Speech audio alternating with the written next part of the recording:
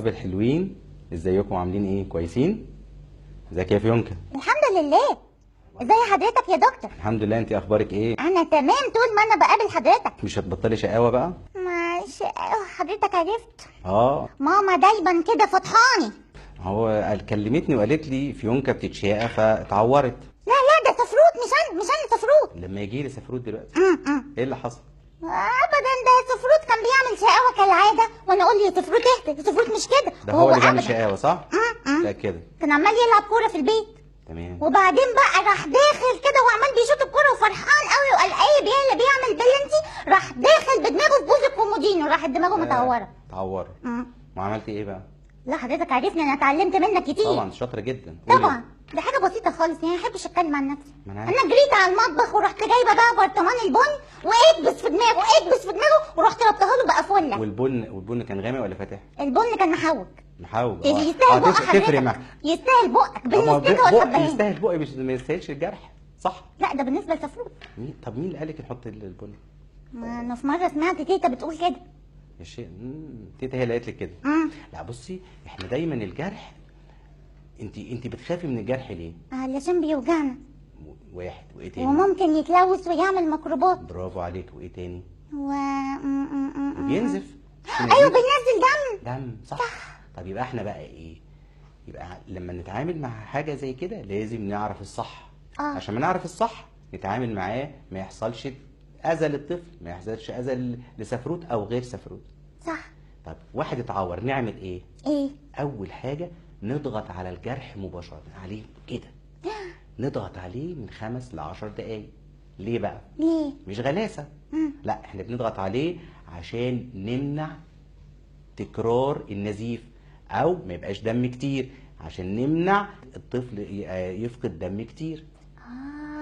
فيبقى اول حاجه نعملها ايه؟ نضغط على الجرح بايدينا جامد. كويس. بعد كده نطهره بمطهر، واحسن حاجه محلول الملح. محلول الملح كده على الجرح، وبعد كده نغطيه، وبعد كده نروح للدكتور. طب هنروح للدكتور ليه؟ ليه بقى؟ ما احنا خلصنا خلاص. لا ما خلصناش. امال ايه؟ حسب بقى الجرح دوت قد ايه وفي انهي مكان، ومحتاج ان هو يتخيط كده الدكتور يخيطه ولا مش محتاج. فالدكتور اللي لازم يحدد. طبعا. طب اتعور الخبطه ديت والتعويره ديت جوه محتاجه حاجات تانية يعملها الدكتور ولا لا؟ يعني غويطه، يعني لو غويطه. طبعا. انت هتعرفي؟ مش لا هتعرفي. طب انما لو كدمه بقى زرقاء كده، كدمه بقى ما فيهاش تعويره ما فيهاش دم، بتعملي ايه؟ حط ميه سخنه ولا ميه ساقعه؟ ايه رايك؟ لو كدمه، لا احنا بنعمل حاجه تانية خالص. ميه ساقعه ايه وميه سخنه ايه يا دكتور؟ خد مني بقى. هاتي. تيتا بقى قالت لنا ايه؟ نجيب باريزه ونربطها على الحته المخبوطه ونربط حواليها كده. طب هو دلوقتي مفيش باريزه، ربع جنيه مخروم. ماشي. لا بصي بقى، يعني بنعمل ايه بقى؟ احنا اول حاجه بنحط تلج على مكان. تلج لمده قد ايه؟ من ربع لتلت ساعه. من ربع لتلت ساعه تلج على مكان الايه؟ الخبطه. ومش باريزه ولا حاجه، لا احنا بنضغط عليها، وبعد 24 ساعه نبدا نحط كمادات تلج. وبعد 24 ساعه نبدا نحط بقى ايه؟ كمادات ميه سخنه. ليه؟ ليه ميه ساقعه وليه ميه سخنه؟ ليه بقى؟ لو قلتي برضه هديكي جايزه. لا انا عارفه. انا ممكن اقول لحضرتك بخصوص الربع جنيه المخروم، ما عنديش انت خليكي بس ده اخر حاجه يعني. مفيش جنيه يعني. طيب. بصي بقى، احنا بنحط تلج عشان ده بيعمل حاجه اسمها انقباض في الاوعيه الدمويه، يخلي الدم اللي عمال ينزل الزرقان اللي في الخبطه ده عباره عن دم. فلما بينزل دم كتير احنا لما بنعمل انقباض في الاوعيه الدمويه بيقل الدم دوت. طب ليه بعد 24 ساعه ما بنعمل كمادات ميه سخنه؟ عشان نخلي الدم يجي للمنطقه دي ويقضي على ويسحب ويشيل الكدمه ديت. يعني اول 24 ساعه ميه ساقعه، وبعد كده ميه ايه؟ دافيه. مش سخنه قوي عشان ما تلسعهوش. صح. عشان انا عارفك بتسمعي كلامي كويس. ايوه باخده بالحرف. بالظبط.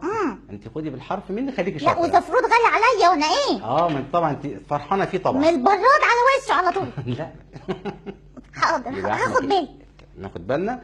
يبقى احنا قلنا انه التعويره لو هي فيها دم بنضغط عليها لمده 5 ل 10 دقائق، وبعد كده بنغسلها بمحلول ملح، خصوصا لو مثلا الخبطه ديت كانت في الشارع او حاجه، وبعد كده بنغطيها ونروح للدكتور عشان يقرر ايه العلاج، محتاجه مضاد حيوي ولا لا، محتاجه خياطه او غرز تجميليه ولا لا، وهكذا. لو كدمه اول يوم بنحط كمادات ميه ساقعه، وبعد كده بعد 24 ساعه كمادات ميه دافيه. لو الكدمه دي في الوجه يفضل الدكتور يشوفها. اتفقنا على كده؟ اتفقنا يا دكتور. حفظنا؟ حفظت صم. طب انا استاذنك الحق بقى سفروته عشان اغسل له كوبايه البن اللي في وشه دي بسرعه بس. بعد اذنك. سلام عليكم. شبه